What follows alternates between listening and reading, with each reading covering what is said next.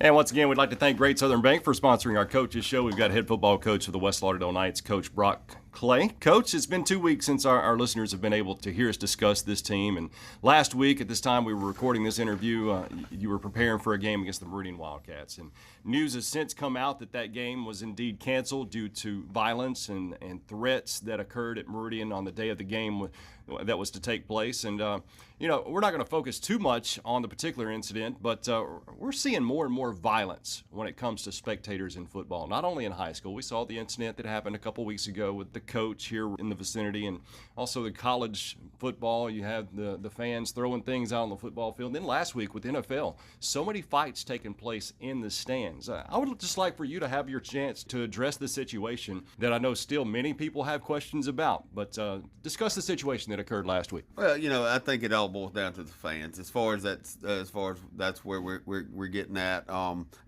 We've always had great support here. You guys come to the games. You see every Friday night, whether we're at home or away, we've got the most folks in the stands. I think the other night in the Neshoba Central maybe, but that's the biggest gate of the year for everybody. I think it goes back to, why are you there? Mm-hmm. What's the purpose in being there? And our fans are there to support. So very proud of that, and that'd probably be the biggest thing. I mean, I think you covered everything that needed to be covered there as far as, as of last week, we were prepared to play a football game, had planned to play a football game, and very late in the night we decided we weren't going to be able to play a football game. I know a lot of parents got involved with a conversation as far as safety of not only them, but their child as well. Correct. That is correct. Let's talk about some bright spots that we've been able to address over the last couple of weeks. I know I'm going to ask you questions that I asked last week, and since that wasn't able to be aired, nobody heard them in the first place. But first off, your offensive line. And these guys have dominated the first 2 weeks of the season, have been able to control the line of scrimmage fairly well. How pleased have you been with your offensive line play? And then after you finish with that, your defensive line play as well? Both sides of the ball. I'm very proud of the way we've played so far through these first 2 weeks. They're really getting after it. When you had some guys coming back on offensive line that had some experience. Defensive line not as much as far as the experience side goes, but very very proud of the way they're playing. I told the kids the last 2 weeks we've kind of gotten back into that style of play that we had for a long time. We weren't always the biggest or the best team on the field or the fastest team on the field. Last year we had a lot of seniors and a big class with some big name type guys but we're back to playing like our hair's on fire. And that's not saying these guys can't be the big names. They're going to be. We got some really good football players, but they don't have the exposure as of yet. We'll get there. We just got to keep winning football games, and they got to keep doing exactly what we're doing, and that's playing like their hair's on fire. That sounds like a classic 80s rock song. Hair's on fire. Well, that actually came about because several years back, I think it was back, I think my third year. It was my third year. I think 3 or 4 different coaches, when we go to the pregame toss or we're talking out there as head coaches, and coach your kids just play like their hair's on fire. And it was like the same comment from everybody. So I just brought it into the locker room, and we're back playing that way right now, I feel like. Awesome. We all know if your O-line is successful, your running back's going to be successful. And in 2 ball games, Caleb Collins, he's got 37 carries, 223 yards. And I know Jackson's can turn in some yards as well, but we even witnessed that burst of speed that we saw a little spurts of last year that this kid has with that 74-yard touchdown run against the Rockets a couple weeks ago. Talk about him stepping up and maybe stepping out of the shadow of number 2. That's the thing. You don't ever try to replace a guy specifically for what he did. As far as getting out of the shadow, Caleb is Caleb. They're 2 different type runners from him and JJ from last year, but they're definitely both equally as talented at what they can do. Caleb, yes, he's got the ability to, when he gets in the open, it's pretty much over. And we did see that last week with Neshoba. Very proud of all of our run game right now. Hayes Nance has stepped up and doing things that we're very proud of, and very not saying shocked to see, but a different role from what he was last year. He's a West Lauderdale football player. He's worked his way through. He's gotten bigger. He's gotten stronger. And he's gotten better. And then of course Jackson, he's turned into really really good football games for us. And speaking of that number 2, we got to say big props to him as well as the other 2 that are down there at Holmes and just doing a great job. They are, yes. I'm very proud of those guys. On the defensive side of the ball, we had another player that stood out. I believe you guys call him Q, Barty. This kid had 2 interceptions and some key stops in the game against the show. But talk about Q and the rest of that backfield as they played really, really well. We knew the show was going to throw the football around, and the secondary guys did a really good job of covering Q. I'm going to say, it was a little bit of a shocker, I think, to him and us, that the way that he played. That's not a knock to him. He just, he had 2 really, really big catches that took the ball away from the show, but at 2 very important times. And, one of them you look at turns into a 14-point swing if you really get technical. We take the ball, go down, able to score, seal the game off, and that ball was picked in the end zone. So pretty important situation. Once again, we've got a great Southern Bank Coaches show with head football coach of the Knights, Brock Clay. But Coach, when you talk about tradition in West Lauderdale football, you have to bring up the county rival games. The first of those 2 games is tonight, Southeast Lauderdale, as the Tigers come into the Kingdom. This series dates back to 1963. You and I both played against these Tigers. Most of those years, we lost. I think your freshman year, you might have won. But what has been some of your best memories with these 2 teams, playing or maybe even coaching? Man, I remember that was, when we played, and it actually was my sophomore year was the only time we ever did it. But so it was my freshman year. Freshman year, yeah. But anyway, those are always, it was a lot like we talk about the Northeast and Southeast ball games. They meant a whole lot more than, I guess, with us going to different classifications and being a little bit higher classification as far as numbers, it kind of put a little bit different situation out there. But those were the guys that were about the same size as us, about the same team as us. Yeah, and we generally, with Southeast, came up short most of those times. But I think we've been able to retrace that since. Retrace it? Well, not retrace. I'm sorry. I know what you're saying. Problem. There you go. Yeah. Well, I got to tell you one for me, one of the brightest moments for me, and it may be one of those areas where you can retrace it, get that area fixed. But it was back in 2014 there at Vinville at Southeast. But it was a come from behind victory in 2014, 27-26. That was just an amazing win. I remember that one. That was a very stressful ball game, if you want to be honest. I was on the defensive side of the football at that point, and I believe we threw a touchdown pass to Keyshawn Grace on the last play of the ball game near about it. So, we had a big game that year. I think the 2013 game was the year we ran the touchdown play that we call it, and I got the 2-point conversion, and those games came down really close. So it's generally a battle. Just a little history between the 2 teams. 57th game between the 2 schools. West Lauderdale has won 34 of those games, Southeast 21.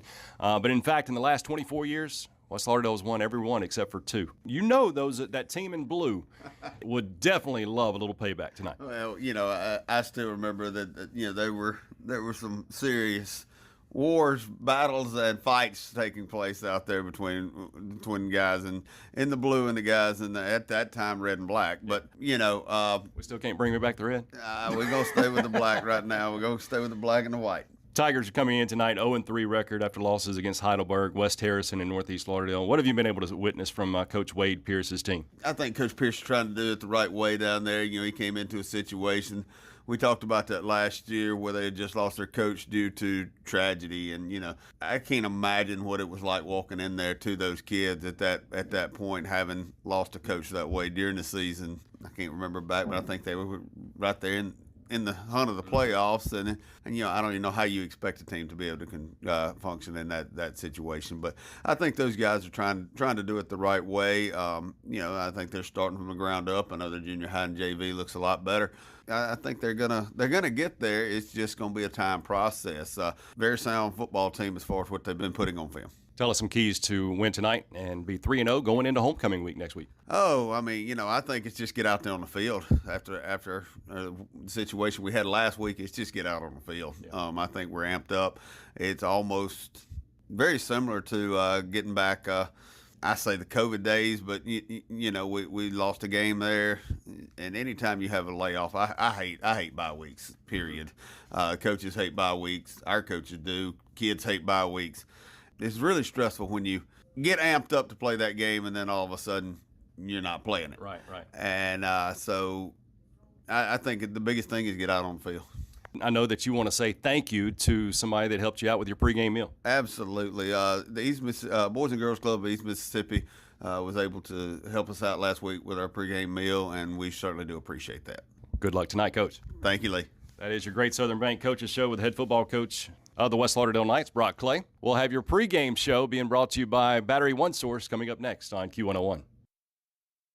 Have a victory in. You're absolutely right, Lee, and that's what I was kind of looking at. You know, basically since the turn of the millennium, West Lauderdale has dominated this series. You know, you look back throughout the entire series, yes, West Lauderdale does own the advantage, I think 34-21, but, you know, Southeast, you know, had some streaks there, you know, back in the 80s, 90s, and even into the 70s.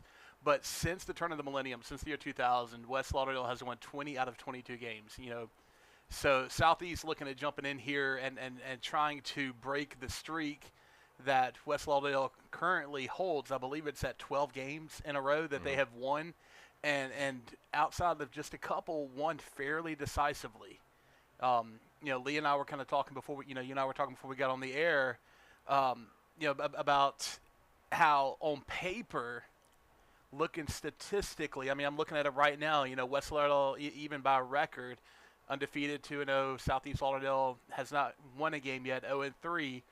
But you know as well as I do, Lee, that anytime you have these cross-county rivalry games, different mentality. Anything can happen. Southeast has lost against Heidelberg earlier this season, 18-14. It was a close ball game against West Harrison, 37-0, and then last week against Northeast Lauderdale, 35-21. And from some of those that you actually got to experience that football game, they were able to connect on some pretty nice passes in that game, right? Absolutely. That game was played on Thursday night. Because of the incoming weather, they moved it to Thursday, so I was able to get over there. It was played at Southeast and was there for pretty much the whole game. We got there before kickoff and left maybe with 5 minutes left to go in the game.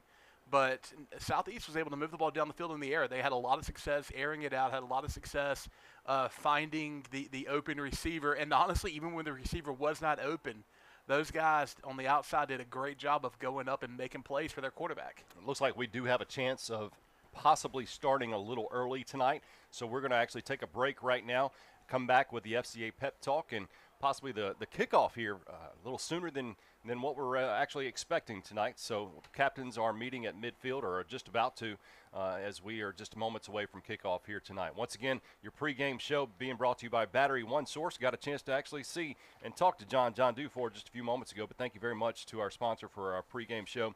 Go see the Dufours at Battery One Source for automotive. You got commercial, you got special application battery specialists there, also mobile phone and tablet repair.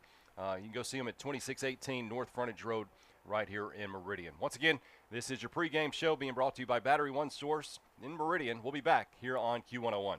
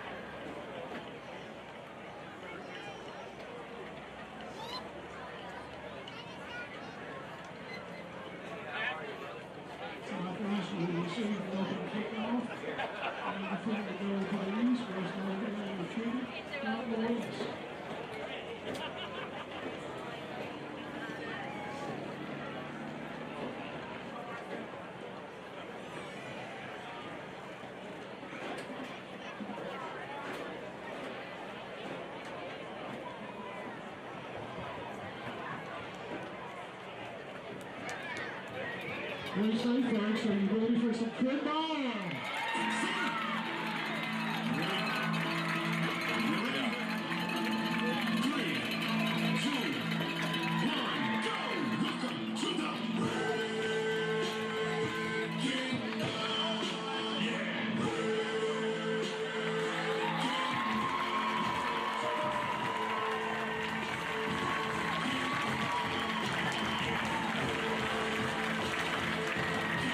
Knights, as they are wearing their black helmets, black jerseys, and white pants.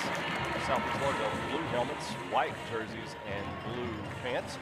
First of all, got to say real quick, as you may be coming into the Kingdom tonight, if you're just now getting here and listening, stop off at the concession stand. It was just we were just able to get some fries and some hamburgers up here, thanks to the band boosters, and that helps them. If you go by the concession stand, pack up on some food and beverages. That helps them throughout their season to be able to purchase things and get things done with the band. So thank you very much to the band boosters for providing us food, but go ahead and get down there and help them out as well. I believe during the commercial break we were able to witness the coin toss with our captains. Clint, you got that information? I did. The captains for West Lauderdale are number 77, Zach Simpson, number 6, Quintavious Barty, number 21, Chandler Houston, and number 3, Hayes Nats. For Southeast, the captains were number 55, Brian Harper, number 53, Tyler Gardner, number 3, Bryson Strait, and number 10, Jacoby Griffin. Southeast, they did win the toss and they elected to receive, so they will be receiving the ball as you steer at your radio from left to right. Cooper Luke already out there with the ball in the tee, getting ready to tee it off. The kickoff team not quite out there yet, but they're going to be kicking right to left here in just a moment. There we go. Since the defense will be taking the stage first for the West Lauderdale Knights, we're going to go ahead and get those defensive starters for you. Defensive line, number 76, Sean Cole, number 52, Cade Germany, number 33, Tim McDonald, and number 14, Carson Smith.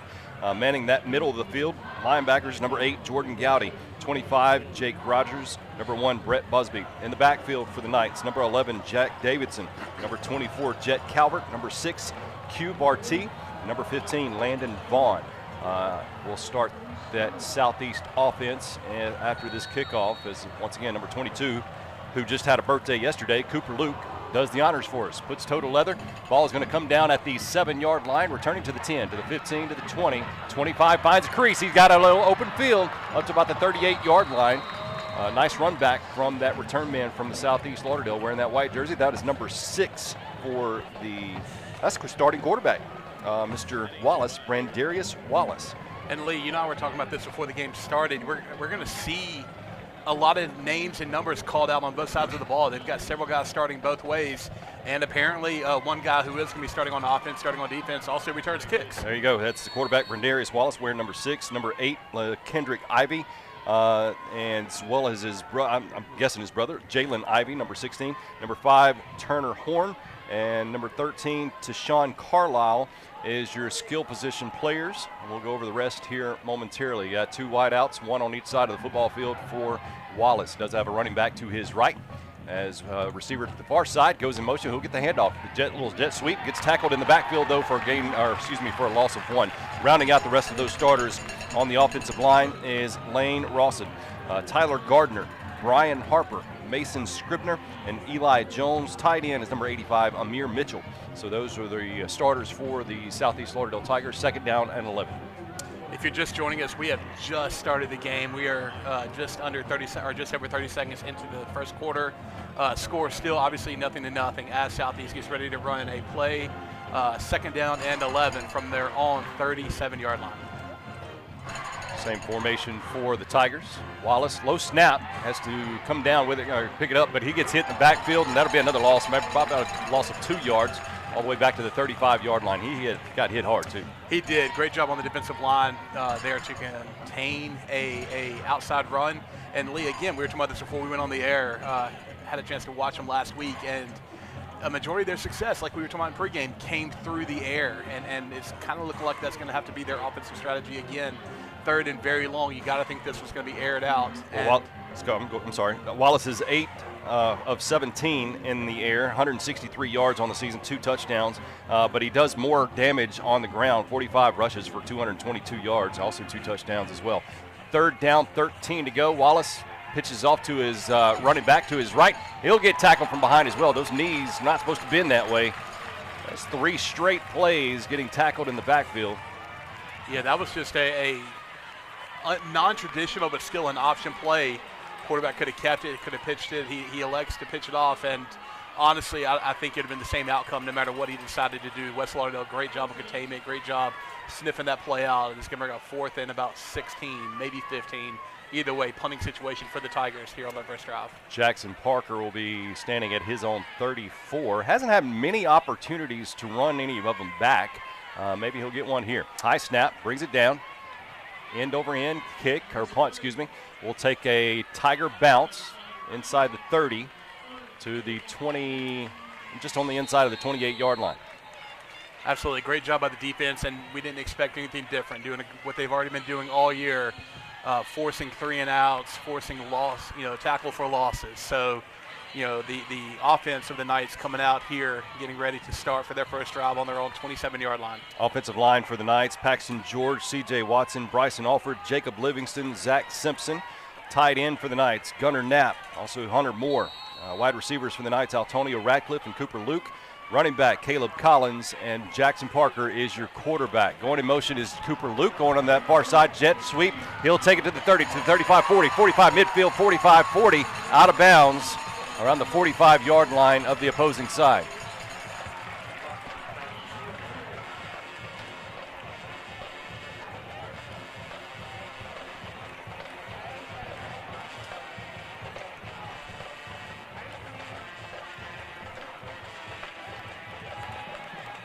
Stepped out of bounds around the 44-yard line is what the official says.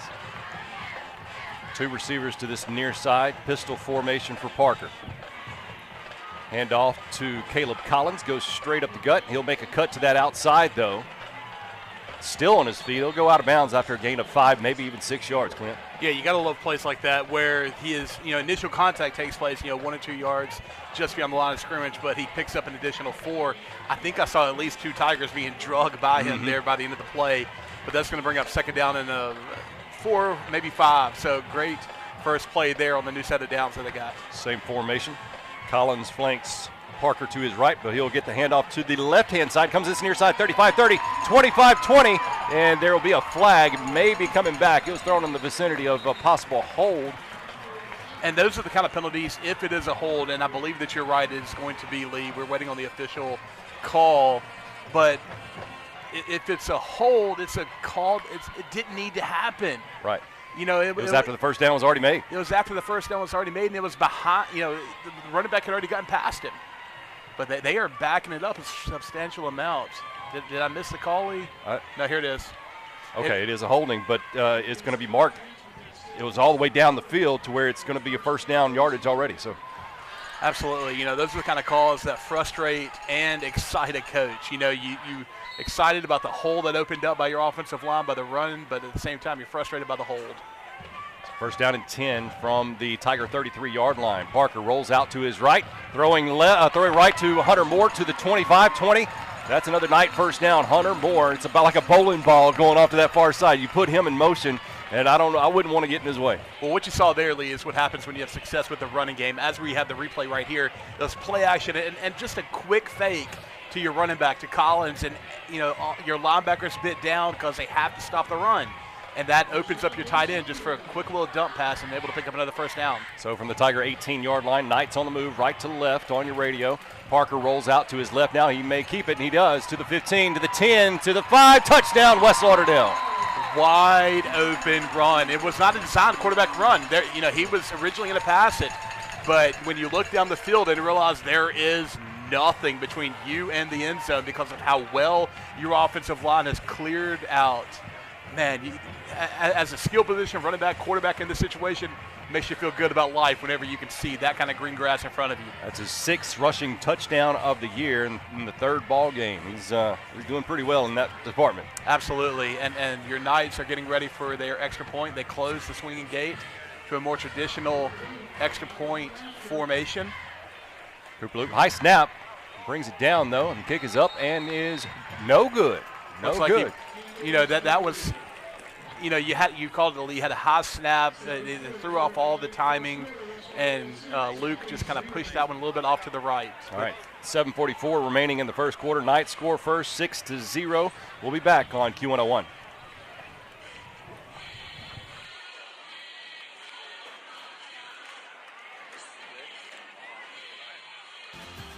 In life, some things just go together, like a burger and fries.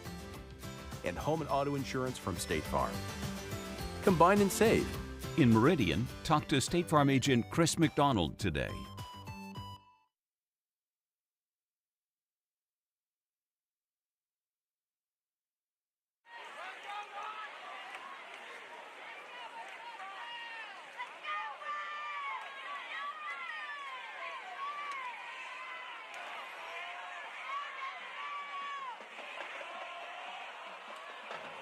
Parker, his 6th rushing touchdown of the season, has the Knights on the board first, 6-0 against cross-county rival from Benville, Mississippi, Southeast Lauderdale, Cooper Luke.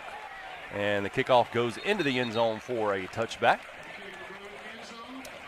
Good kickoff. Is that a little Jack and Diane? A little Jack and Diane. Yeah, you got to love it, man. You got to sometimes go back to the oldies, or for me, oldies. Is that an oldie? For me, it is.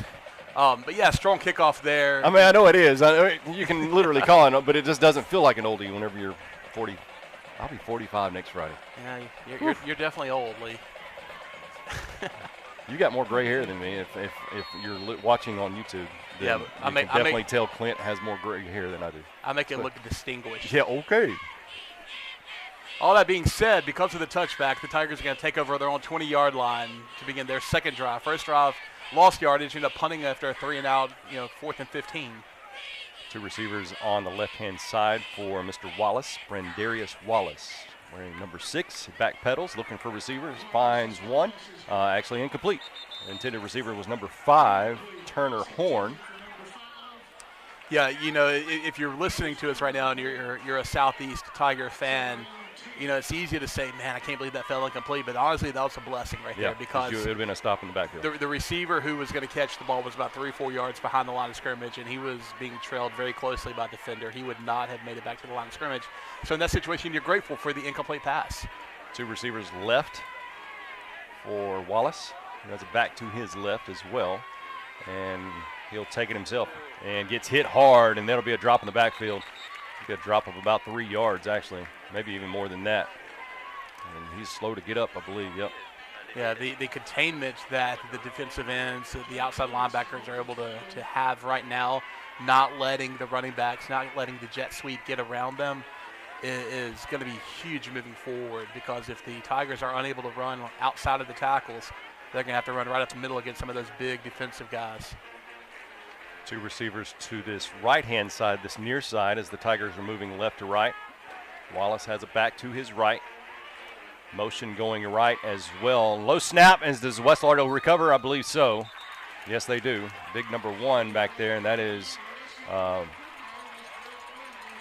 was that number 1 with the recovery? That was number 1 with the recovery, I believe, Brett Busby. Still not used to seeing him on the defensive side of the ball. I'm really not. But glad he was there on this particular play, but that is going to bring up I believe they're going to call it 1st and goal from the 10-yard line for the Knights. So outstanding field position to begin the second drive of the game. Breaks out the championship belt. If you're just joining us, 6:52 left of the first quarter, 6-0 Knights. Scored on the first drive, missed the extra point. But starting the second drive on the 10. Cooper Luke going in motion. Hand the ball off to Caleb Collins. He's got a wide open running room. 5. Actually, that hole closed up quick. Number 4 came in for the Tigers, Deshaun Hall, and made the tackle there around the 4-yard line. Hall doing a great job with an open field tackle, able to beat the block that the receiver was trying to place on him. And I think that kind of surprised Collins as well, as he had a lane that almost looked like he could probably walk through the end zone. Then Hall broke free from his block, and here's Collins for another shot, and that is a 3-yard touchdown run for Caleb Collins. And the fight, punches are thrown. That should be. They hadn't even thrown a flag on. There's the flag. But as they're even fight. Oh my goodness. Okay, wow. We've seen 2 or 3 different skirmishes. Is that a play? Yes. Two Southeast players were fighting right there. Have no idea what just happened there, but on multiple punches thrown by one particular player wearing white, and I'm not sure he's going to be re-entering the football game. I wouldn't see why that they would allow that to come back in the game, but the referees have gathered together on about they're right around the 13-yard line, writing stuff down, which normally means at the very least some personal fouls, potentially more. But the referee about to give the signal. As it stands, that took place following the touchdown made. So we've not seen points put up on the official scoreboard yet, but it's definitely 6 on the board for the Knights as the skirmish, took place after the play. But you're right. First we saw 2 white jerseys, 2 Southeast players kind of jumping on one of the offensive players for West Lauderdale. After that got broken up, and I could not tell if it was one of the same Southeast players, but 2 Southeast players kind of got into their own little skirmish there toward their own sideline, but still on the field of play. So have no idea what went down. But as soon as we get an official signal, we will tell you what we saw. Nonetheless, it is a score of 12-0. That was Caleb Collins on a 3-yard touchdown run. Here is the call. And unsportsmanlike conduct, and he is ejected. So the touchdown stands after the play. Starting running back as well, so they'll have to replace him on the offensive side of the football.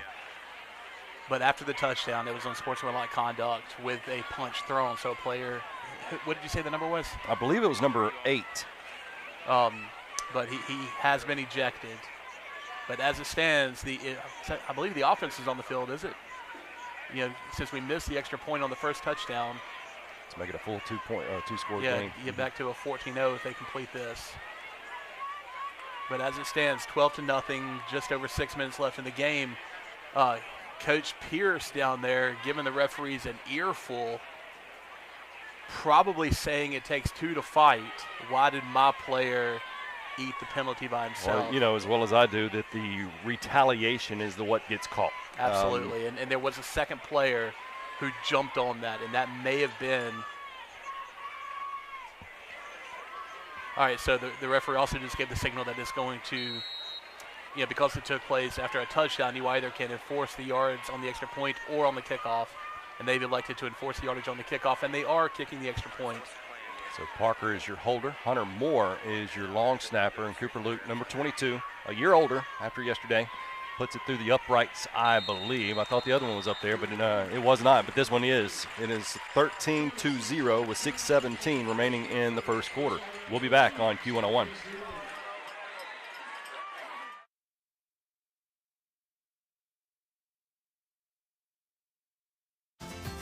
In life, some things just go together, like a burger and fries.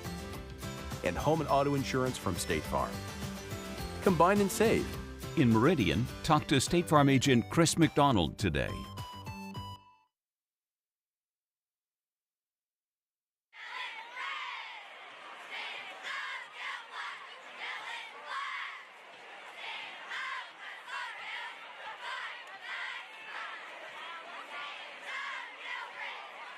Buddy Dave for checking in tonight.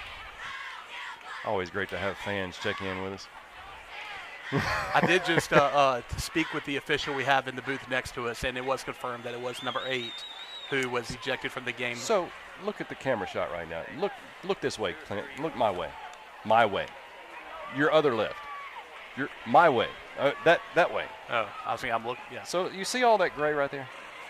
That's distinguishing. Yeah, that's distinct. Mm-hmm. All right, if you're not on YouTube, if you are listening, you were talking about because of the extra curricular activities, because of the penalty, That was enforced on the kickoff. The Knights are getting a kickoff from the Tiger 45-yard line.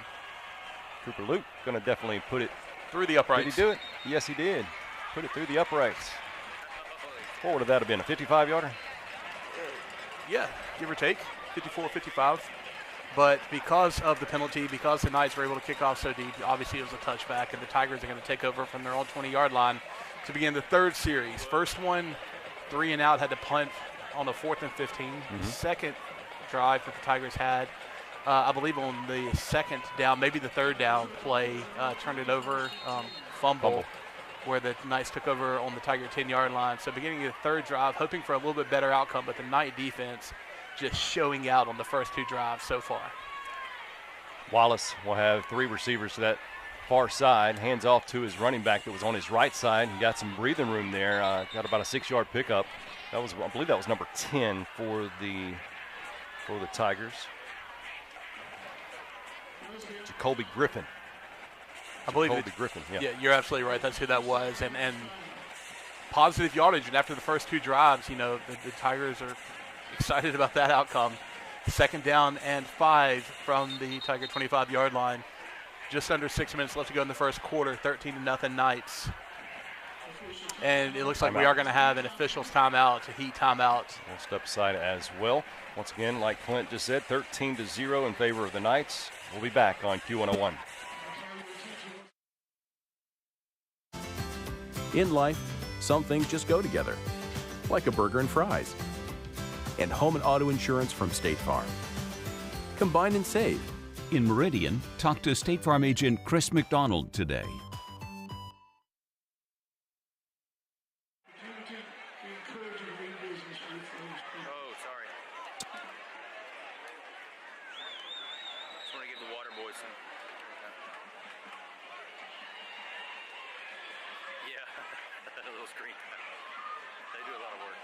Knights lead the Southeast Lauderdale Tigers on an 18-yard touchdown run and a 4-yard touchdown run. 2nd down and 5 for the Tigers, moving left to right. Handoff to Griffin again. This time not as much, maybe about a yard. They're going to mark him down for no gain. That's going to bring up 3rd down and 5 from the 25-yard line. And that was one of those that he was met about a yard in the backfield, so kind of just grateful to get back to the line of scrimmage there. But still, 3rd down and mid-range, 3rd down and 5. You have to, as the defense, you have to respect a run or a pass here. Anything can happen when you're not in just a 3rd and unmanageable situation like they have done the last couple of drives. Tigers line up with a 2 running back set, 2 wide receivers split close to our sideline. Handoff goes to number 5 as it is a stop in the backfield, a loss of about 6 yards. Yeah, that was going nowhere quick. Gang tackled by a host of Knight defenders.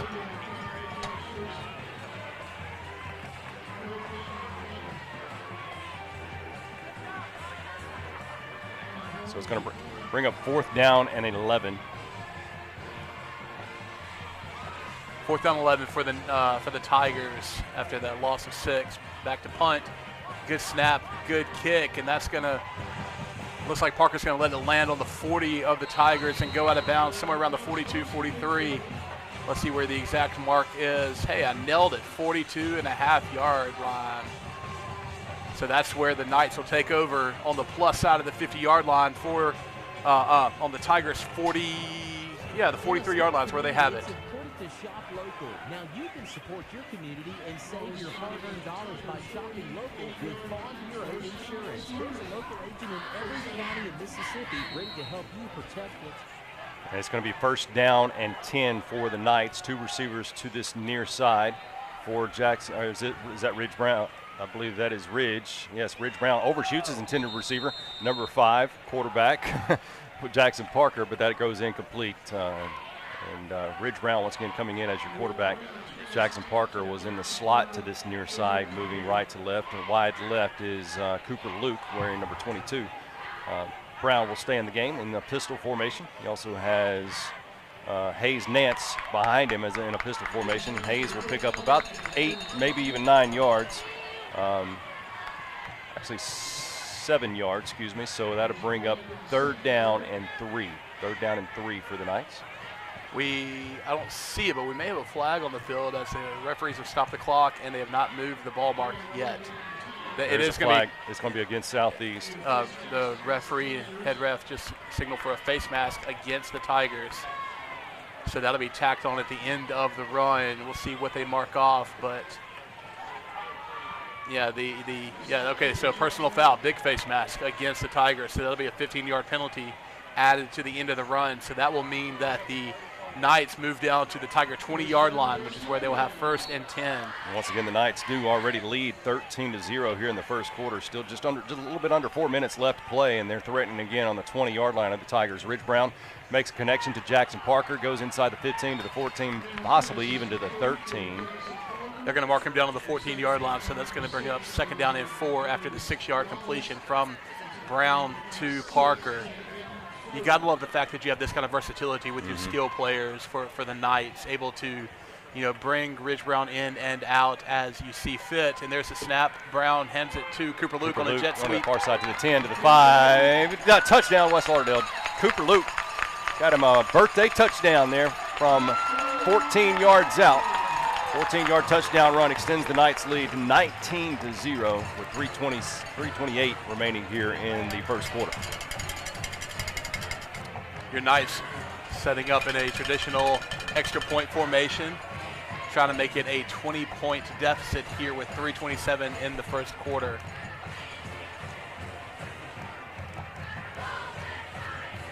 Again, Hunter Moore, your long snapper, does a good job at that. Jackson Parker puts it down, and Cooper Luke puts it up. Extra point is good. 20-0 with 3:28 remaining. We'll be in the first quarter, that is. We'll be back on Q101. In life, some things just go together, like a burger and fries. And home and auto insurance from State Farm. Combine and save. In Meridian, talk to State Farm agent Chris McDonald today.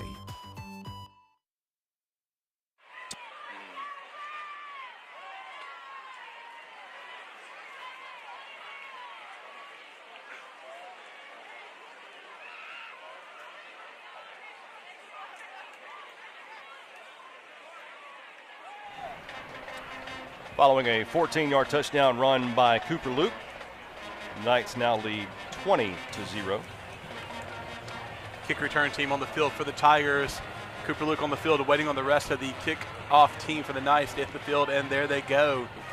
Like you were saying, Lee, first quarter for the first 9.5 minutes, or 8.5 minutes, give or take, been all night so far, all night. And quite honestly, the last few years it has been all nights, and it's been really 49-15 last year. Here's the kickoff. Comes down to the 5-yard line. That's the quarterback, Wallace. He's up to the 10, 15, 20, 25, and down at the 26, 27-yard line.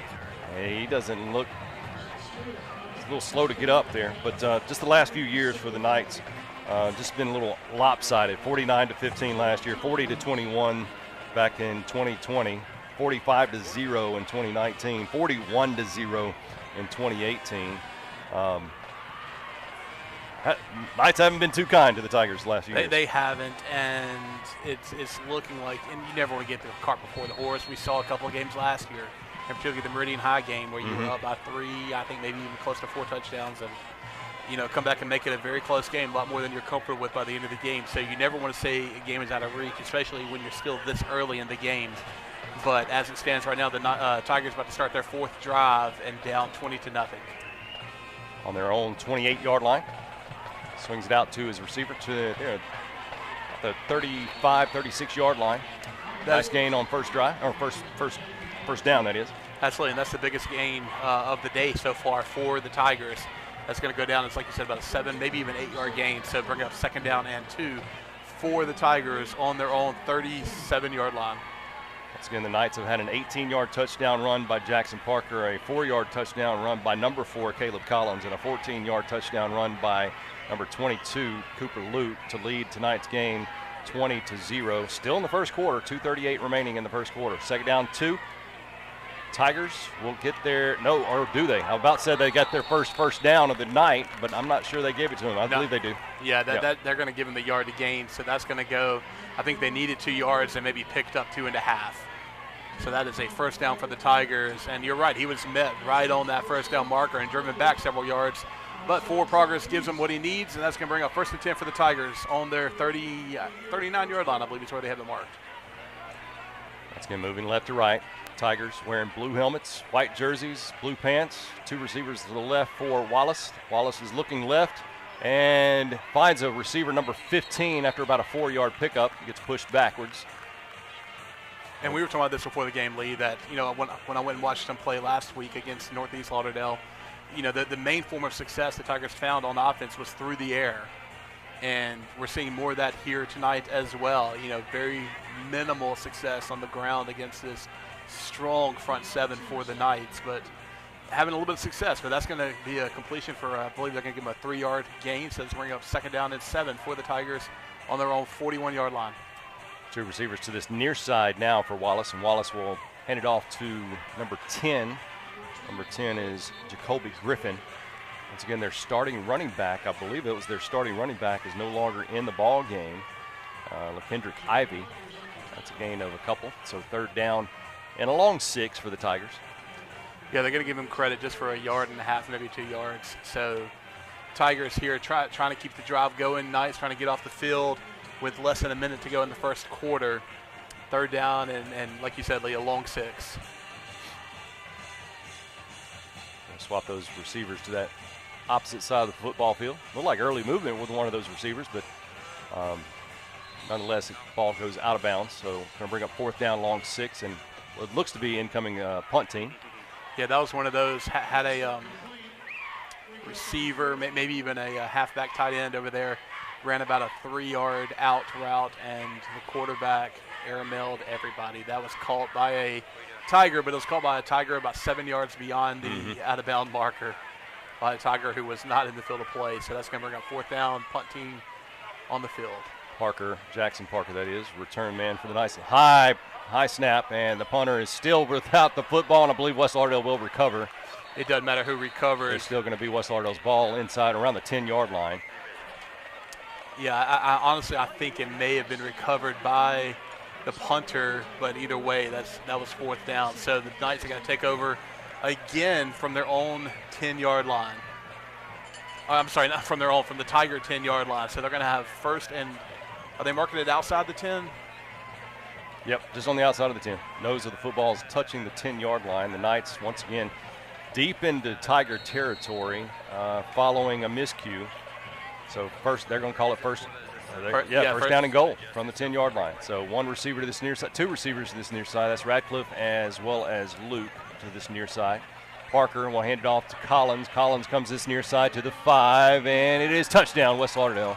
2nd touchdown of the night for Caleb Collins. We do have a flag on the play. I'm looking to a flag down about the 2-yard line. Kind of in the vicinity of a hold, but unsure exactly. Yeah, they're calling it holding against the Knights.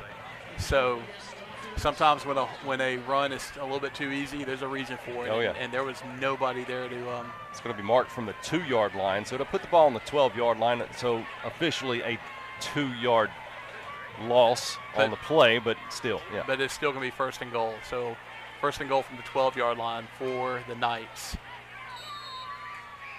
The last drive, I believe Richard Brown played quarterback on every snap. Jackson Parker back in. Parker rolls out to his right looking for a receiver and overshoots his intended receiver. You can't overshoot him much, but 6'3" out there. That's, that was Gunnar Knapp, number 44 there to try to make that. But like you said, Jackson Parker just overshoots him a little bit. It was there, but brings up 2nd down and goal from the 12-yard line. Once again, the Knights lead 20-0. And here in the closing moments of the first quarter, 18.6 seconds left here. 2nd down and goal. I believe we had a movement by the Tigers. Yeah, they're going to call offsides on the Tigers, so that's going to bring up 2nd down and goal from the 7.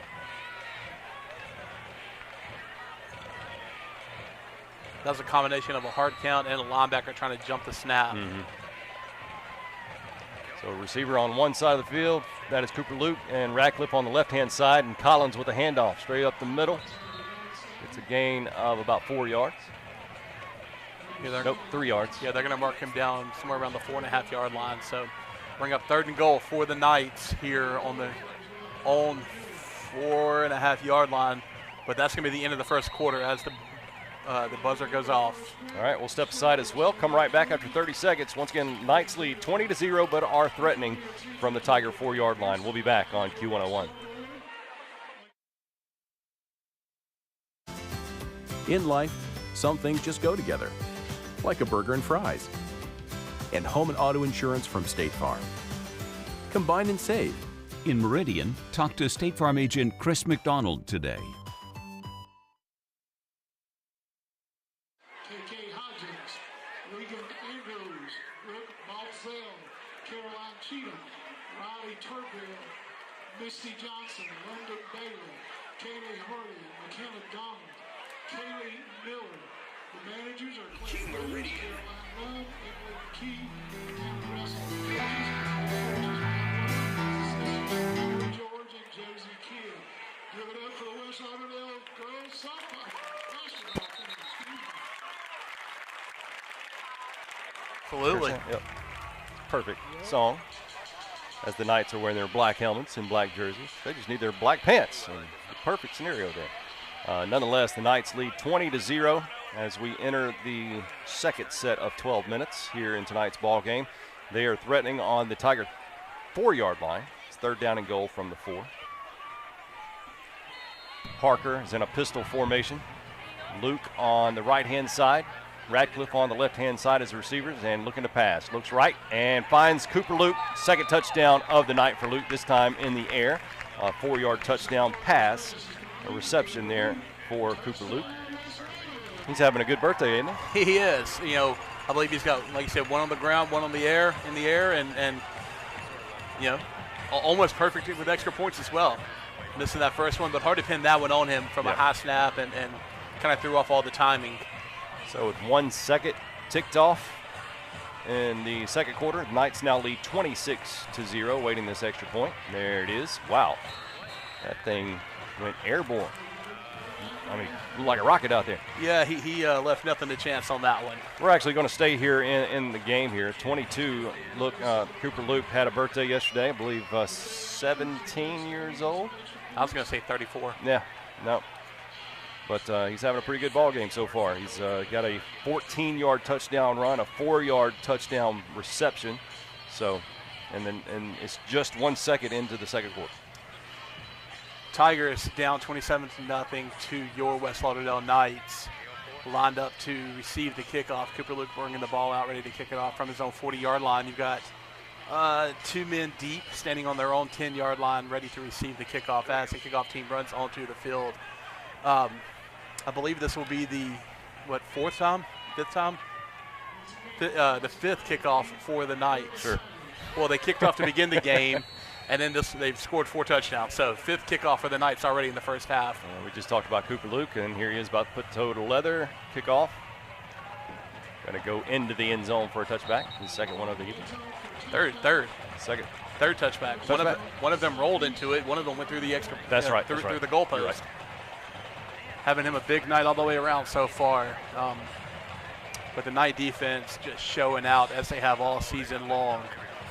Pitching a shutout early into the second quarter. Which officially, the Knights have played 2 games compared to Southeast Lauderdale's 3, but holding Newton County to 10 points, and then Neshoba Central, who's got an outstanding offense, holding them to 16 points, and then coming in here tonight. And you said it earlier that it's still a long way to go, but the defense has definitely been dominant through these first 12 minutes of the football game. And remember, of those 16 points that Neshoba put up, one of them was a pick 6. Oh, handoff goes that far side, and quarterback is just that was an option where the quarterback could have either kept it or pitched it. Pitched at the last second and then got nailed. Slow to get up, but still in the field, and he's taking a few big hits. And that yellow handkerchief goes back in the pocket for some reason.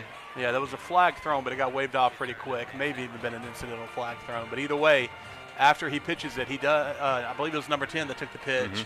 Picked up about 4 yards on the play. That's going up 2nd down and 6 for the Tigers on their own 24-yard line. Was it a pick six or was it a fumble, a scoop and score? The defense scored a touchdown, I believe, for the – maybe they didn't. No. 2 receivers to this near side. Looked like early movement, but nothing got called. Wallace will keep it. Probably would wish he would have thrown that away, but it was a 2-yard pickup. Yeah, my bad, Lee. It was a strong, run, but met by a whole host of Knights on the defense. I'll tell you what it was. Remember the turnover early in the game against the Showboat, so they started on the Knight 10-yard line. Yeah. That's what I was thinking of. And then they had a safety as well. So, 9 of the 16 points were basically gifted. So the defense still doing a great job all season long of shutting down these offenses. Yeah, you go back to Newton County. I mean, their first few points were 3rd down and 4 for the Tigers. 2 receivers to the far side as the Tigers moving right to left. Wallace looks to throw to that right-hand side and almost picked off, but that may have given the Tigers enough room for a first down. They're marking it right on the 30-yard line, and that's what he needed to get after the touchback. I believe that was Q-Bar-T. Had 2 interceptions in last week's ball game, 1 in the end zone. 2 weeks ago, excuse me. But they are going to in the last ball game, excuse me. But they are going to mark him on the 30-yard line, so reaching the line needed. 1st and 10 for the Tigers on their own 30-yard line. Tigers will have a receiver on each side of the football field for Wallace. Wallace will have a back to his right as well. Wallace calls for the football, hands it off to that back to the flanked to the right. Get a gain of 4, maybe 5 yards. We'll see what where the ref places that football. Looks like they're going to mark him right on the 34-yard line. So 2nd down and 6. Tigers doing a better job this drive than they have all game of just picking up positive yardage on each play. So we'll see what comes from this, but the Tigers do have 2nd down and 6 from the 34-yard line, like you were just saying, Lee. Wallace has Griffin to his right. Going in motion is the far side receiver, but Griffin gets the handoff. Gain of 2 yards, maybe even 3.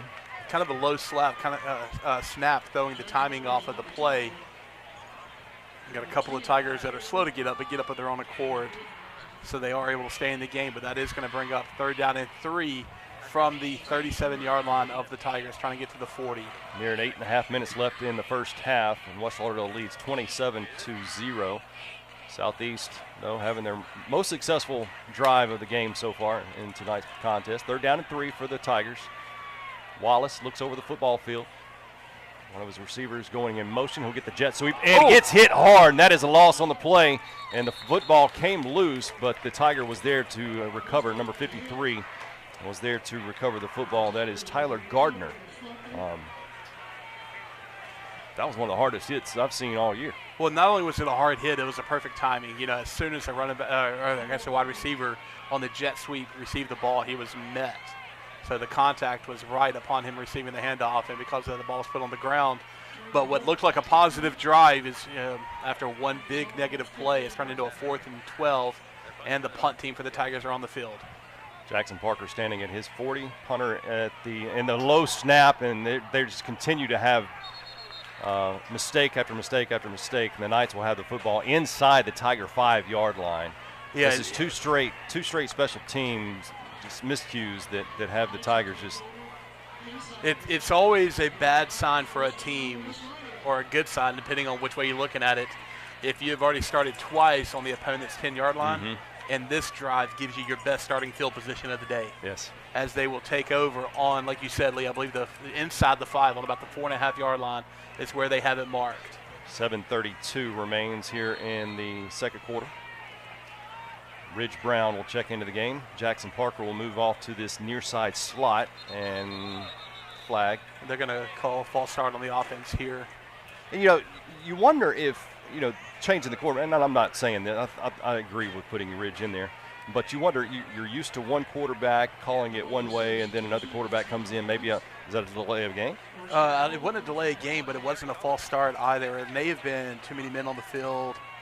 I'm not exactly sure what that motion meant, but either way, it is a 5-yard penalty. All right, they'll move those receivers to the far side. Yeah, Ridge Brown, pistol formation. He'll hand it off to Caleb Collins. Collins makes a cut it back to the inside, and touchdown West Lauderdale, I believe. Not seeing the official raise his hands yet. There is a flag at about the 2-3 yard line. Maybe coming back. No, they're actually going to put the football initially just on the outside of the end zone, but it is coming back. All right, so this is going to be back-to-back penalties against the Knights. The first one I did look it up was an illegal substitution. In other words, 12 men on the field. This time it is going to be a hold against the Knights, and we'll see exactly where they mark the hold from. I believe they're going to mark it from the 3-yard line. So it's going to bring up 1st and goal from what appears to be about the 13. That's where they would mark it. That's where they would mark it off from. The Knights, once again, have an 18-yard touchdown run by Jackson Parker, a 4-yard touchdown run by Caleb Collins, 14-yard touchdown run by Cooper Luke, 4-yard touchdown pass from Parker to Luke, and are threatening here again. Ridge Brown hands it off to Collins. Collins outside to the 10, to the 5. Actually, he doesn't make it to the 5. He's about to the 7-yard line. So it's going to be 2nd down and goal from the 7. Yeah, after the last couple of plays, just excited to see a play without a flag on the field. You're right. But you're right, as it stands, it's going to be 2nd down and goal. But strong run there by Caleb Collins, able to pick up good yardage. Same formation. Parker is in the slot. Luke wide left. Ridge Brown will roll out to the left, look for a receiver, and undershoot. That might have gotten hit. That might have gotten tipped at the point of throwing there. It looked like it was tipped, and then beyond that, it kind of had a weird, you don't want to call it a lame duck pass, but it definitely looked a little funny coming out of his hand, or definitely by the time it reached the receiver. I think number 40, Brad Gowdy, might have got a hand on it. But either way, that's going to bring up 3rd and goal for your Knights on the Tigers' 7-yard line. 27-0 Knights leading midway through the 2nd quarter. Caleb Collins will step to the left-hand side of Ridge Brown. Sophomore quarterback shoots and scores.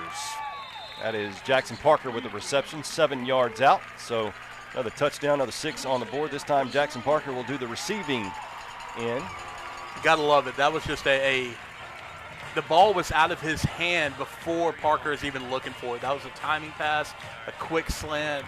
Parker looks up, the ball's there. Great job bringing it in, crossing the goal line to make it 33-0 as they line up to kick the extra point. There's the kick, up and squeaks in that upright. No, he does not. Pushed it right again. 6:44 remains, 33-0 in the favor of the Knights. We'll be back on Q101.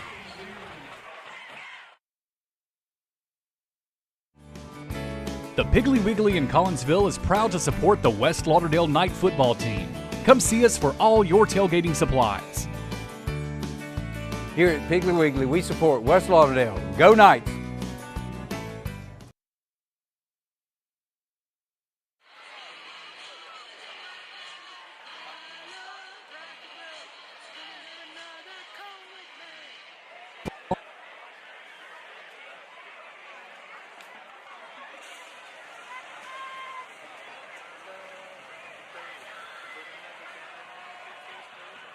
Pass from Ridge Brown to Jackson Parker.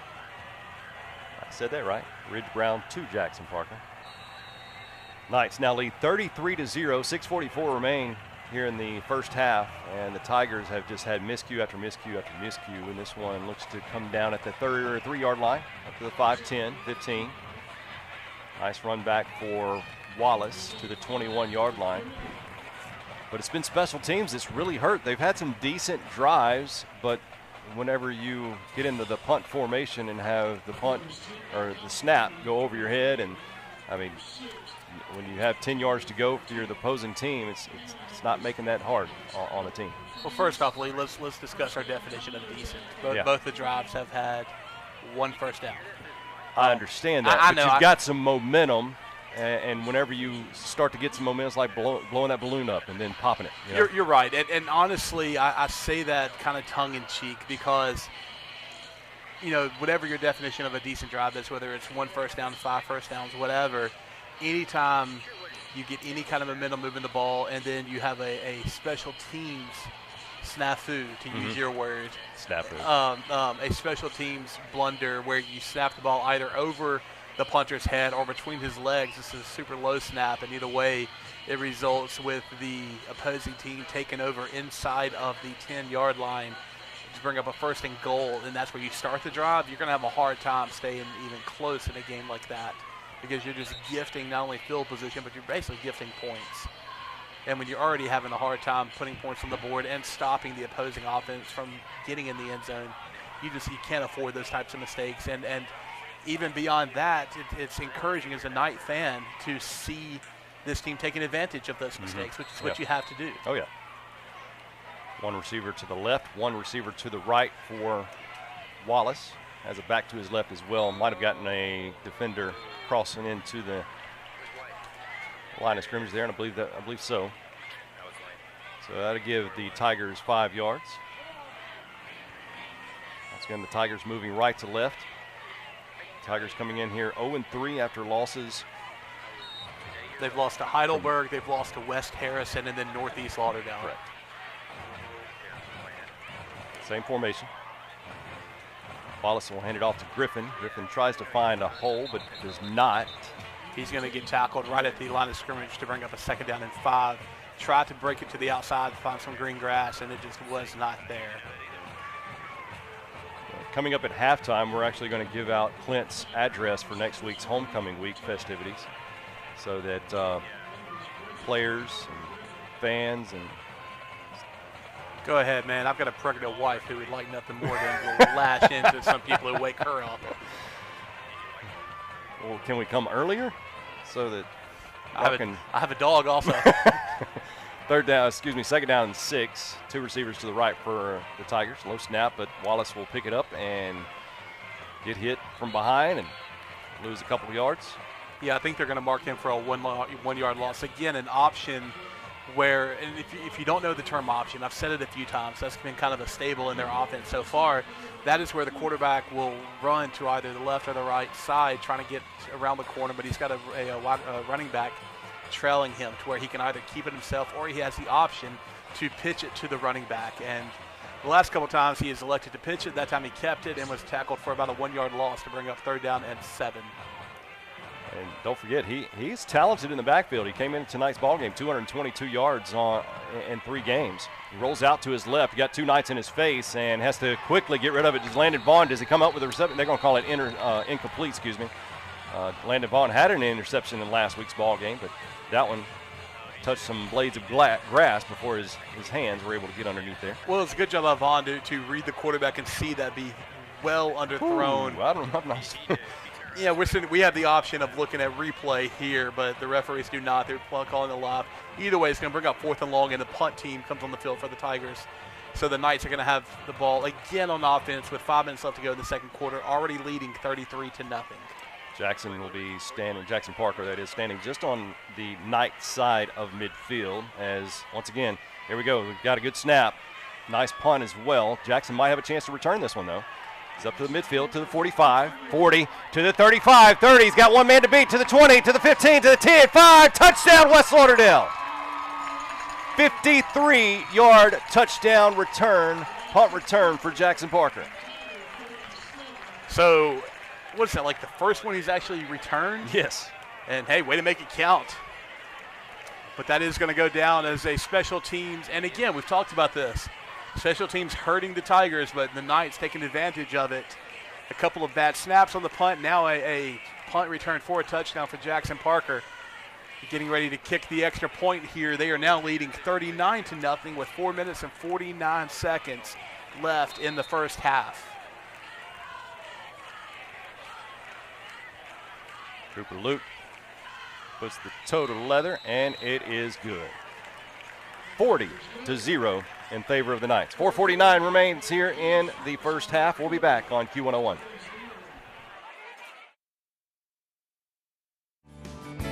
The Piggly Wiggly in Collinsville is proud to support the West Lauderdale Knight football team. Come see us for all your tailgating supplies. Here at Piggly Wiggly, we support West Lauderdale. Go Knights!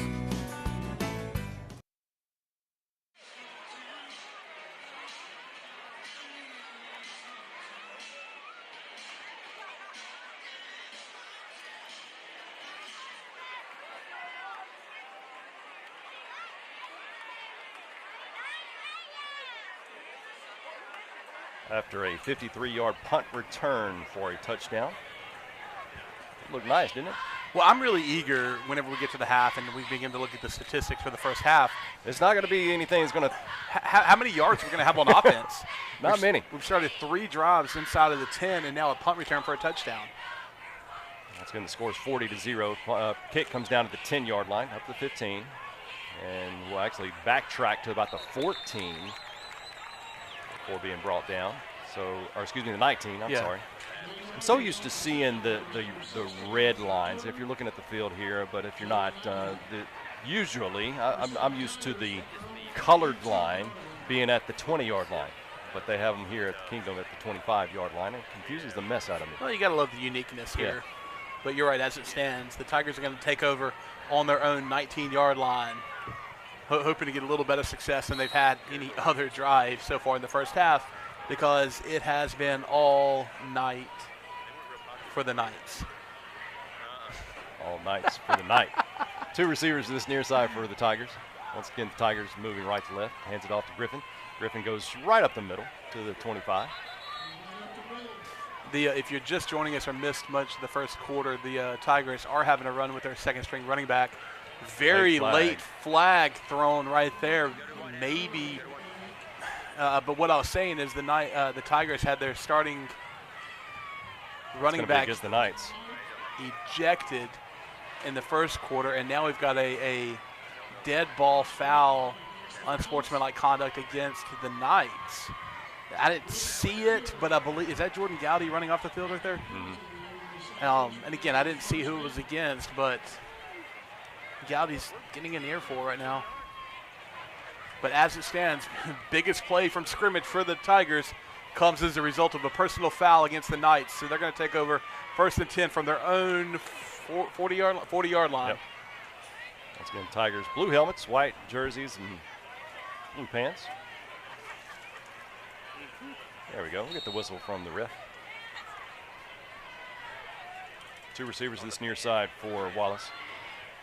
Wallace will hand it off to Griffin. Griffin goes up the middle once again. They feel like they can run against the middle. Late flag comes in again.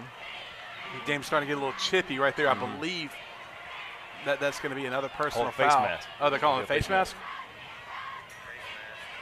Against the Knights. So this will be the first time this evening that the Tigers have gotten into, no, it's an incidental, I guess, 5-yard penalty. So I was about to say it was the first time this evening that the Tigers have made it into the Knights side of the football field. Not quite yet. 1st down and 1, though. There's 2 receivers. They'll put them over to the far side of the field. Wallace hands it off to Griffin. Griffin goes into Knight territory for the first time tonight. 2-yard pickup. You're right. Needed 1 yard, picked up 2. So that's going to be 1st and 10 for the Tigers on the Knight 48-yard line. So they give them credit for a 2-yard gain, 48.5. It's going to Knights lead 40-0. Best drive so far for the Tigers. Helped out by a couple of penalties.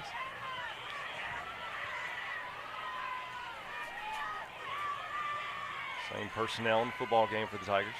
A little hard count for Wallace. Does not get the Knights to jump, though. Handoff to Griffin, goes up the middle. Minimum pickup. They're going to give him credit for about a 1.5-yard gain. They're going to mark him down at the 47-yard line. So that's going to bring up 2nd down and about 8 for the Tigers. Hit the hole hard, but was met after about a yard or so beyond the line of scrimmage by a couple of different Knights there in the middle of that defensive line. Tigers driving. And again, you were talking about this is their first time to penetrate the Knights out of the 50. So bring up 2nd down and 8 from the Knight 47-yard line. Wallace rolls out to his right. Decides to keep it. Probably should have pitched it. He lost about 3 yards. That's going to mark them back in Tiger territory. So after spending about 2 plays in the Knight side of the 50, they're back on, right at midfield. So 3rd down and 12 from the 50-yard line, having to get to the Knight, or to the Knight 38. You know, any team that's, and of course we talked about the coaching adversity they've had over the last few years. Of course, the accident that happened with Calvin Hampton a couple years ago, but you look back in 2018, their coach was Charles Black, and we know Charles, but you have Charles Black, and then you have Calvin Hampton, and now Wade Pierce. 3 coaches within 3.5, 4 years time span. Excuse me. That's not that does not have any continuity whatsoever. And to get it in a program, it takes a few years to get a program built, right? Well, and beyond that, what you have is a lot of times different head coaches like to bring in their own personnel, bring in their own coordinators, people that they know that they've worked with, that they trust, and which means you have different guys calling plays, different guys with different offensive and defensive schemes. And not only that, you brought back Charles Black. He's back there with the defense. And then you have Glenn Sanders, former offensive coordinator, former head coach here. He's now running the offense. All that has been within the past year. Yeah, it makes it very difficult, especially your guys that are upperclassmen, juniors and seniors that have been on the team for several years. And the reason why we're in a timeout right now, but once again, the score is 40-0, but we're talking about just the adversity that Southeast has had to climb up over the last few years. 3rd down and long 11, short 12, however you want to look at it, and there's some confusion for the Tigers.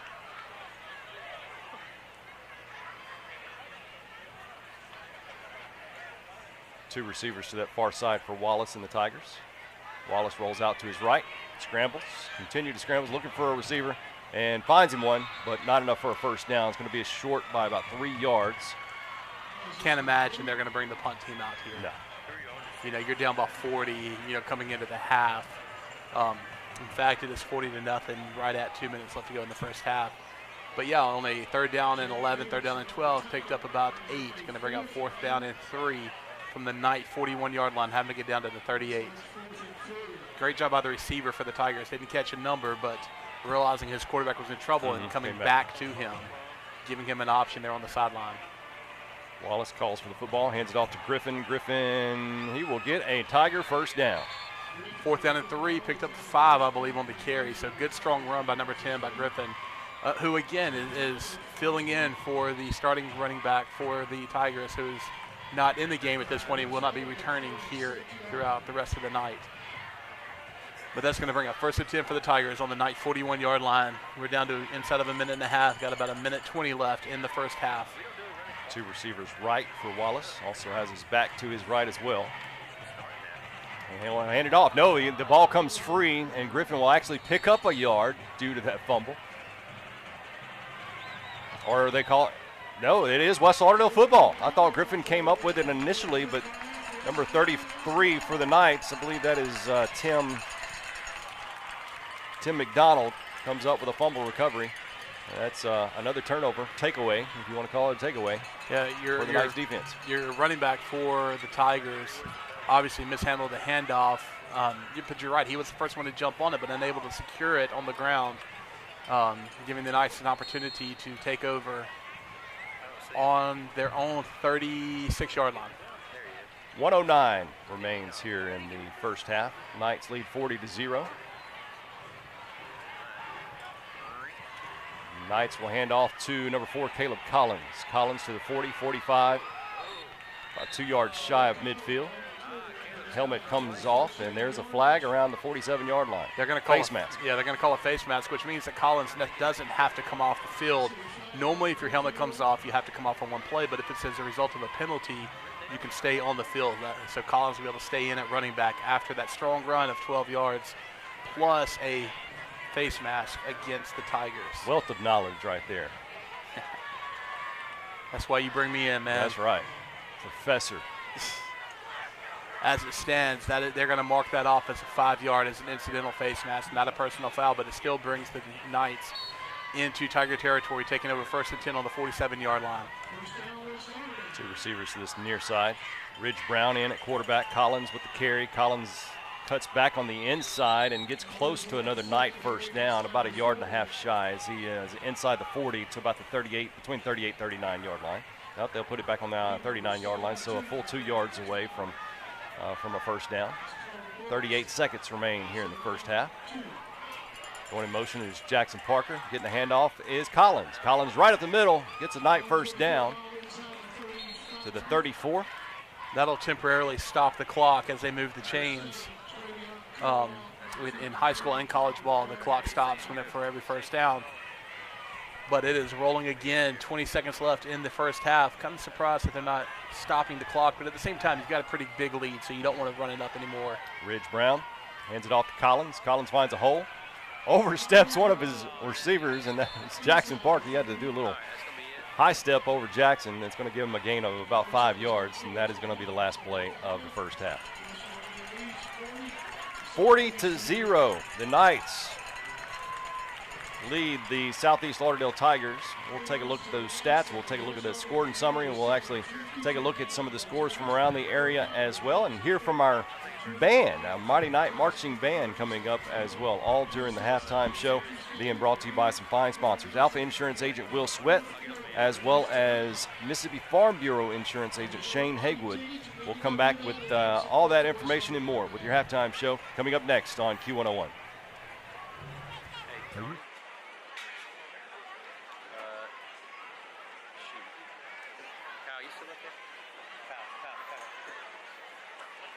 Cut the commercial quick.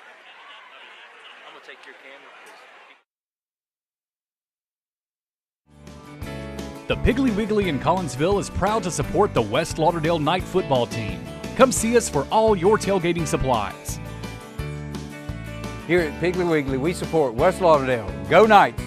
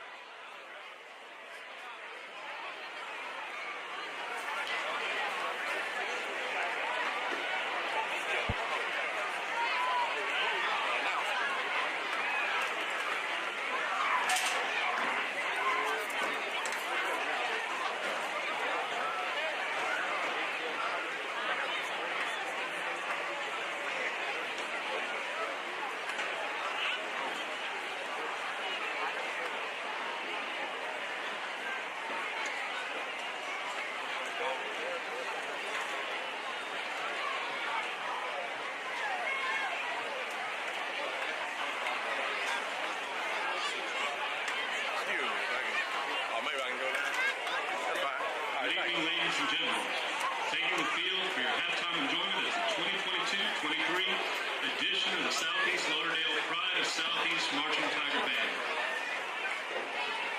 Drum major, will you call the band to attention, and they will start the march to the field.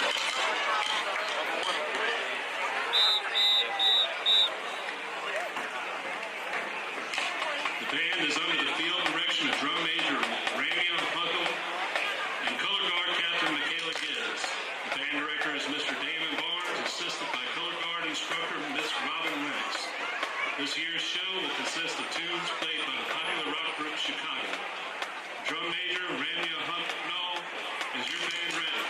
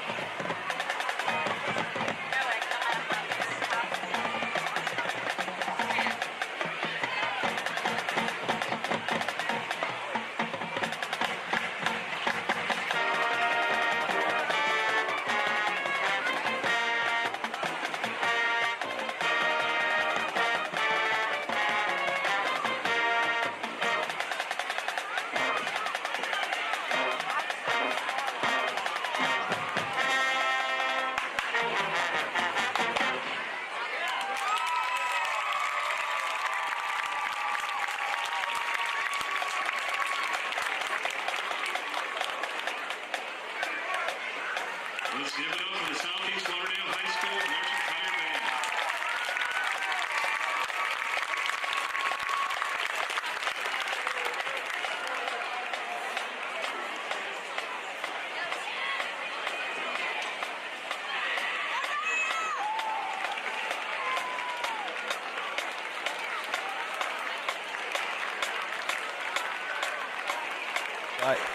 Mighty Knight Marching Band will take the field as well, and we'll be hearing some information about the Mighty Knights as they have Excalibur coming up next week, I believe. I believe that is correct, next week. So we'll be hearing more information about that coming up as well as a little bit. Once again, your halftime show. Halftime score is 40-0 in favor of the Knights, being brought to you by Will Sweat, located 2340 North Hill Street, as well as Shane Haywood, Mississippi Farm Bureau Insurance agent as well. This is your halftime show, once again, on Q101. We'll be back.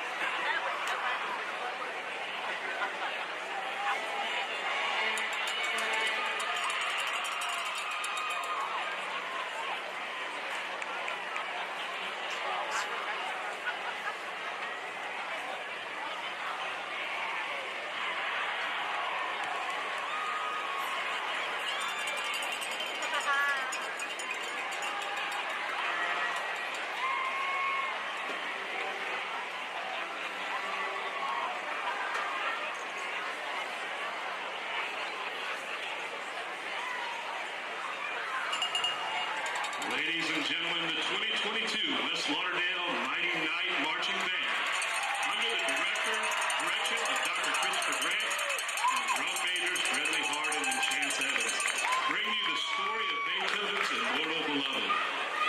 Join us tonight as we trace the beginning of this tale.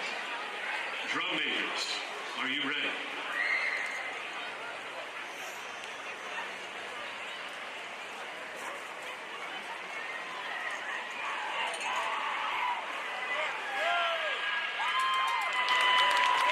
The field is yours.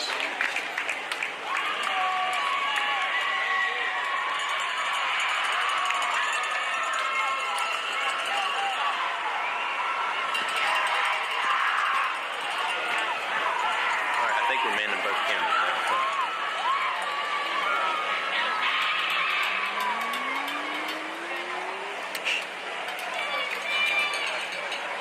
Nina.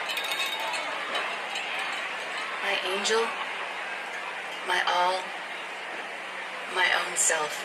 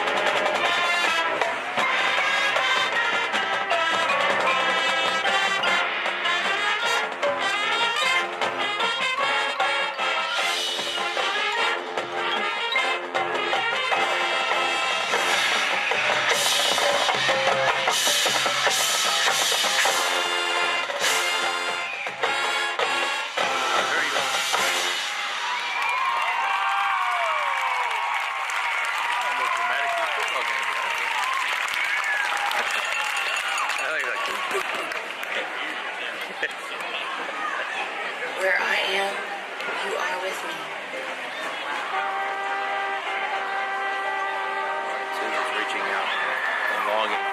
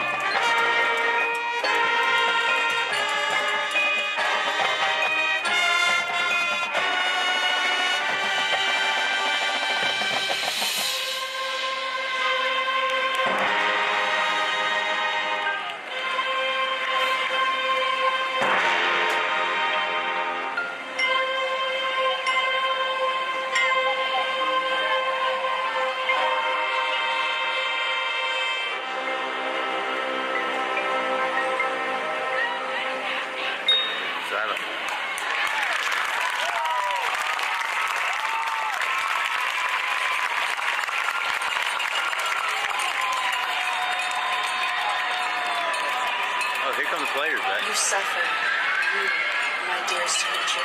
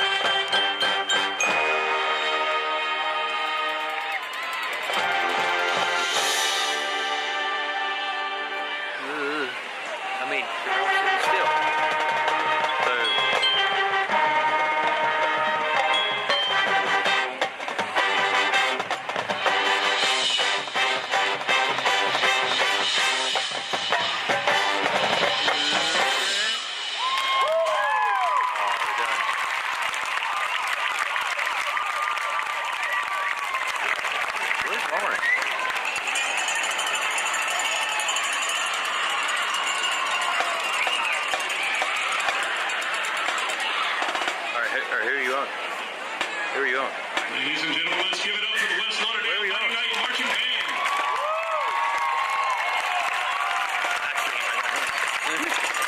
What camera are you on? Oh, okay. When you see her, tell me.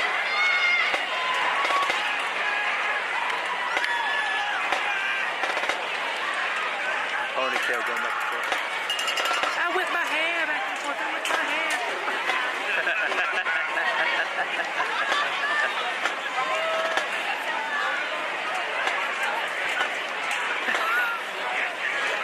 Oh, you're on too?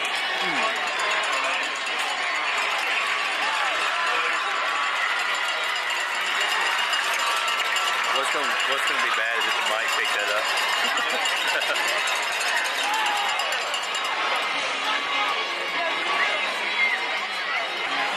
I don't like this song. You said it. You used the word least favorite. Where's on Brock's head? Oh, that's the shadow.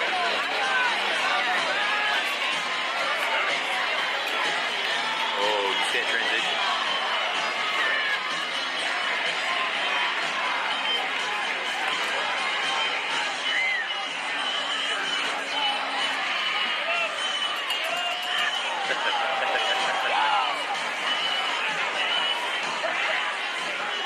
Very well. Very well. Let's talk about Excalibur. Let's get back to Excalibur since you know more about it than Trey does. Undoubtedly, you're the Mr. Excalibur guy. Yeah, so Excalibur is going to be September 24th. It's a Saturday. Everybody make sure you come out for it. Come out and enjoy some excellent concessions. Come out and enjoy. I think we got 10, 11 bands, almost maybe 12 bands. 12 bands now. So make it a full day. Come out and enjoy some of that good concession stand food and support your Mighty Knights. Hey, there he is. That's him. That's him. Trey, you want to get in this big shot too? Oh, all right, get everybody in here. Yeah, there we go. We just need to be Kirk Herbstreit. Get us some ties and jackets up here. That's all we need. I will suit up one day before the season's over. I need me a little teleprompter where I can circle stuff like Madden used to do back in the day. Bam! I've already put that request in for next season. Yeah, buddy. All right. Of course, for the radio folk, they have no clue what we're talking about. But anyway, thank you guys for coming up here. And next week we look forward to having you guys talk to us more about it. To talk to us more about Excalibur. And of course, next week when you come into the Kingdom, stop there at the concession stand and load up on different items. Maybe they'll have a pickle corn dog before you know it. Who knows? Maybe I've invented something. Yeah, okay. Good job. Absolutely. All right, so 40-0. That wraps up our halftime show. Thank you very much to Big O as well as Mr. Trey. We need to come up with Trey a nickname. What could his nickname be? Big O and the T. Mr. T? There you go. Wraps up our halftime show. Once again, 40-0 in favor of the Knights, being brought to you by Will Sweat, Alpha Insurance Agent, as well as Shane Hagewood, Mississippi Farm Bureau Insurance Agent. At the beginning of the night, Southeast Lauderdale did win the coin toss and elected to receive to begin the night. Therefore, they were kicking off to the West Lauderdale Knights. Yeah, we are getting ready. In fact, there is the kickoff. The Knights leading 40-0 to begin the second half. And it's going to come down to the 7-yard line. That is Caleb Collins with the return to the 20, 25, near the 30. A late flag comes in. That's definitely in the vicinity of either a block in the back or a hold. I'm not real sure where that official played high school football, but he could have thrown that flag over a mountain. That is going to be a block in the back against the Knights. So they're going to begin. Oh, I'm sorry. Hang on just one second. It looked like he changed the call mid-signal. All right, so yes, it will be a block in the back against the Knights. So that's going to be something that'll pin them back. They're going to begin their drive at their own 15-yard line, 1st and 10, as they get ready to start the second half. And I had it wrong. They're going to bring out young quarterback, number 7, Mac Jones. Something to go ahead and talk about, and Lee, we talked about this during the break, that according to the high school rules, if there is a 40-point deficit in the second half, it is a running clock. Hands off to number 3. That is Nance. Hayes Nance with a strong run. Looks like he's going to pick up about 6 yards on that, maybe 6.5. So bring up a second down and a long 3. for the Knights. 2 receivers to this near side, 1 to the far side, so a 3-receiver set for Mac Jones, freshman quarterback for the Knights. He'll have it back to his left-hand side as well. That is number 3, but Mac Jones will keep it to the 25. Flag comes in, possibly coming back. Flag is thrown around the 25-yard line. Let's see what the ref saw.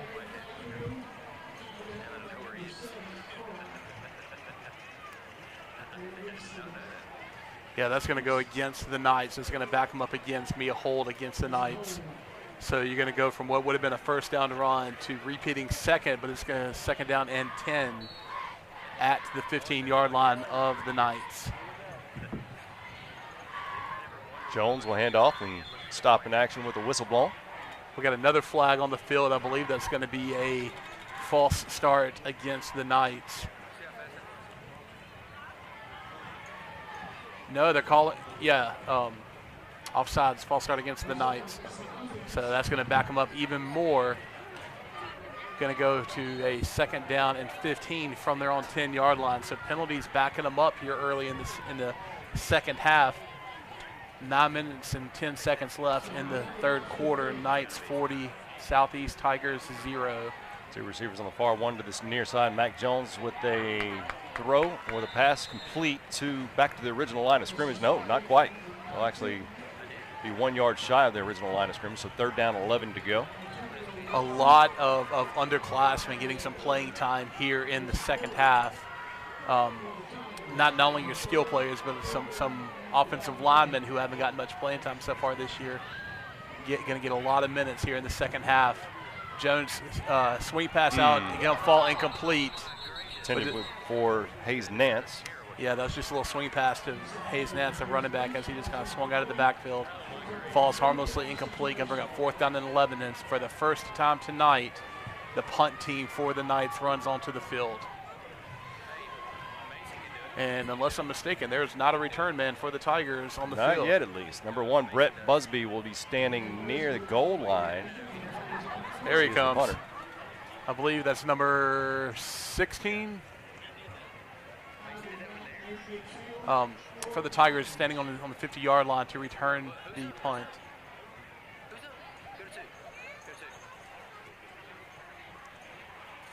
High snap. Brett pulls it down. Nice end-over-end punt, but he's going to definitely have some time to return it. But he loses control of the football, picks it back up, and then be tackled at midfield. Yeah, the return man for the Tigers, that was number 16, whom I believe is Jalen Ivey.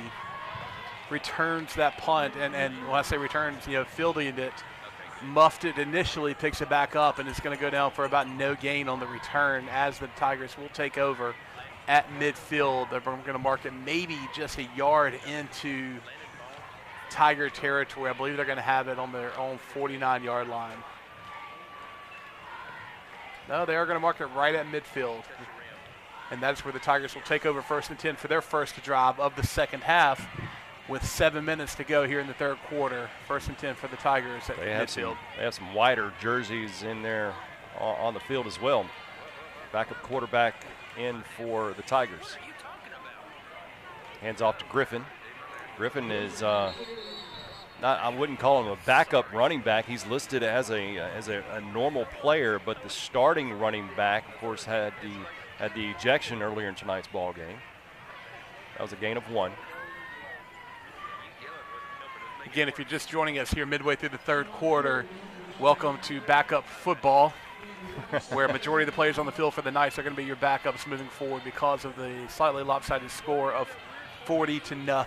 Knights over Tigers. But that second down long 8, second down short 9, however you want to call it. 2 receivers this near side for the Tigers. A little bit of a misdirection. Yeah, that's right. I thought it might have been a little busted play there, but that kind of went in the favor of the Tigers. Got about a 7-yard pickup, as it's actually, it might have gotten them. Yep, it sure does. About a 9-yard pickup, and that'll put the ball on the 40-yard line. Tigers 1st down and 10 on the Knight 40. And the officials are going to call timeout for a heat timeout. That's midway through the quarter. That they stop the clock, stop play, and let about 5:50 remaining in the third quarter. That's really the only way for the clock to stop now, unless somebody takes a timeout, correct? Yep, absolutely. I know you just talked about.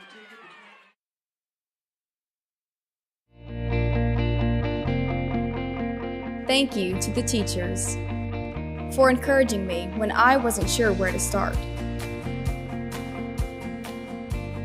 for seeing my potential even when I didn't, for inspiring me to reach farther and try harder. Thank you, MCC. You helped me change my future. Find your wings at MCC. How long do you guys have? What, until the new baby? Yes. About 3 months. We kick-started the third trimester this week, actually. So. First down and 10 for the Tigers, moving right to left into night territory on the 40-yard line. Griffin with the handoff. They're going to give him credit for about a 4-yard run there. I believe they're going to mark him down to the 36. Yep. So that's going to bring up second down and 6 for the Tigers, who are having moderate success running the ball. I say moderate. I mean they're they're moving the ball pretty well here in their first drive of the second half. But again, we've already talked about this is going to be a lot of second and third stringers that the Knights are putting in, getting valuable playing time here in essentially a one-sided game. That moving forward, and we saw this last year, you see injuries a couple of different times, and you're grateful to have players who have gotten meaningful minutes. Again, handoff goes to this near side.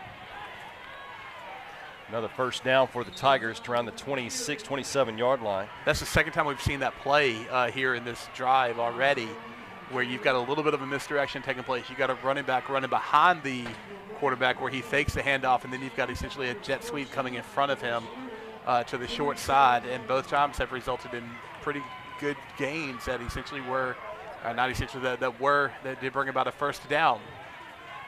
So first and 10 for the Tigers on the Knight 27-yard line. Going to be two receivers to the far side.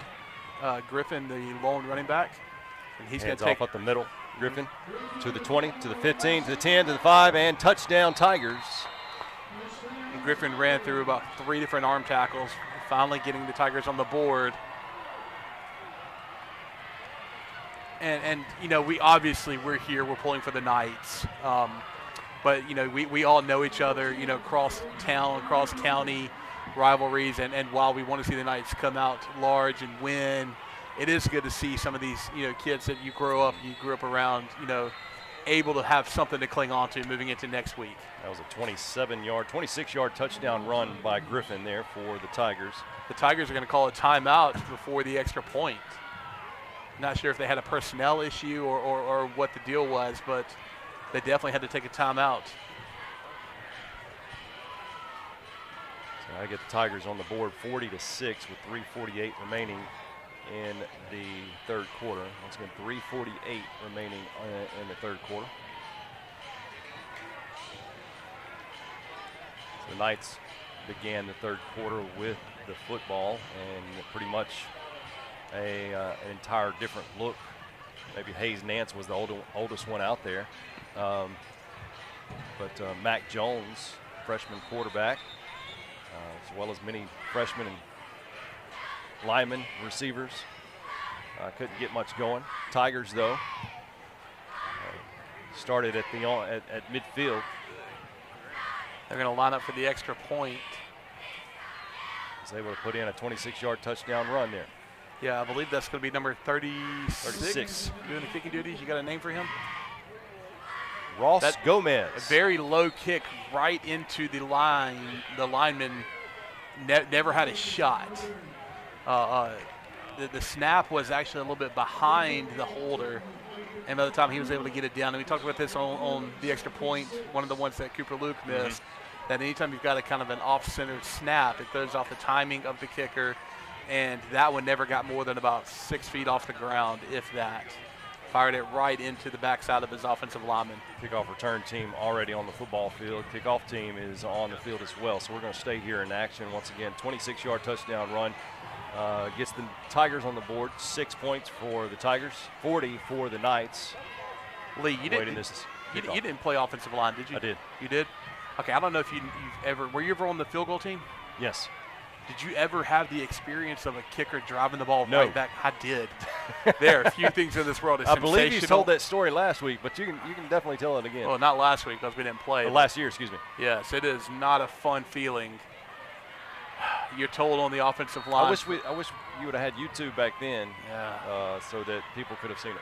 There are certain things in this world that you shove in the deep, dark corners of your brain, never to bring up again. And I would have been double tapping the left-hand side of the screen multiple times so I could replay that. The return is going to come down 15 to the 20, 25. That is Landon Vaughn to the 35, 40, 45-yard line. Nice run back from Landon Vaughn. Flag. That's way late. Yeah, that's a very, very late flag. It's kind of in the proximity of maybe a personal foul, but we'll let you know as soon as we get the signal. But you're right. That was, probably 5-6 seconds after the play had ended, that flag came down. It's going to be a personal foul against the Knights and against the Tigers, so they're going to offset. Going to bring up 1st and 10 for the Knights on the on the Knight 45-yard line. Mac Jones remaining as the quarterback. Get you some other names as well once we get them. Number 17, Javion Wilson, going in motion. He'll get the handoff, jet sweep for Wilson. Wilson goes that far side, and he will cross into Tiger territories. And that line getting involved and that was that play. That was a quick whistle for the forward progress because that pile was still moving. But either way, as a result, that's going to be a 6-yard gain. Going to bring up 2nd down and 4 as the Knights cross into Tiger territory. They're going to be on the Tiger 49-yard line. Wilson in the slot to this near